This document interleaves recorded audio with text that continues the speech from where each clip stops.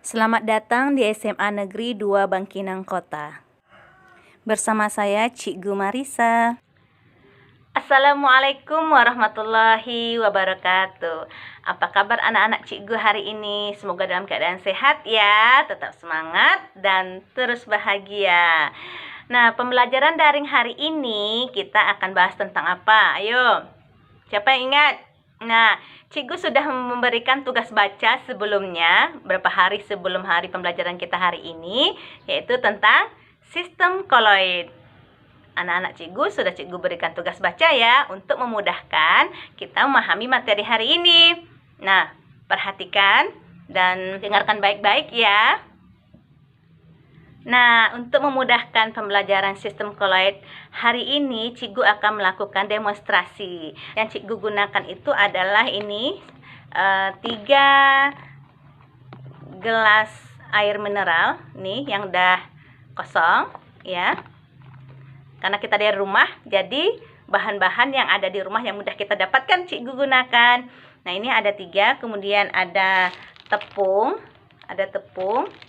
kemudian ada gula, nih, dan susu kental manis, ya, susu ya. Terakhir air. Nah, sebelum Cikgu lanjutkan, masih ingatkah anak-anak Cikgu pelajaran di kelas 1 dulu? Nah, apa itu larutan? Ayo, siapa masih ingat? Nah, larutan itu adalah campuran 2 zat atau lebih. Jadi ada dalam campuran itu, dalam larutan itu ada zat terlarut dan ada zat pelarut. Apa itu zat terlarut dan apa itu zat pelarut? Nah, zat pelarut adalah zat yang jumlahnya lebih banyak. Sedangkan zat yang terlarut adalah jumlah zat yang lebih sedikit. Ingat ya, yang lebih banyak itu jumlah zatnya adalah pelarut. Sedangkan jumlah zat yang lebih sedikit itu adalah zat terlarut. Nah, dalam larutan itu ada 2 campuran itu. Ada zat terlarut dan pelarut. Paham ya sampai di sini? Nah, pelarut yaitu jumlah zat yang lebih banyak. Nah, sekarang pelarut yang Cikgu gunakan itu adalah air. Karena air ini mudah didapatkan dan murah juga. Nah, ya, kita masukkan air sebagai pelarutnya di gelas pertama. Kemudian di gelas kedua dan di gelas ketiga. Setelah gelas ini kita isi air sama banyak, Cikgu beri tanda ya, Cikgu beri tanda agar untuk mudah membedakannya. Seperti ini, 1, ini 2, ini 3. Ini ada gelas 1, gelas 2, dan gelas 3. Di gelas pertama akan Cikgu masukkan yaitu larutan gula.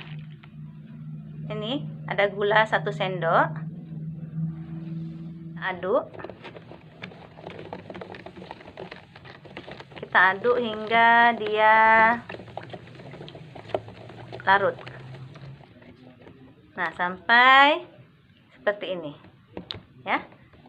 Di gelas kedua kita masukkan susu kental manis ya, 1 sendok. Ini susu dan air. Susu sebagai zat terlarutnya dan air sebagai pelarutnya. Dan yang ketiga kita masukkan tepung. Ini tepung.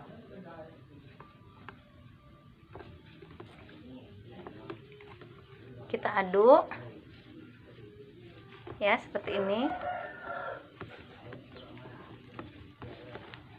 Sudah. Setelah kita membuat 3 larutan ini, yang pertama itu ada larutan antara gula dengan air, susu dengan air, dan tepung terigu dengan air.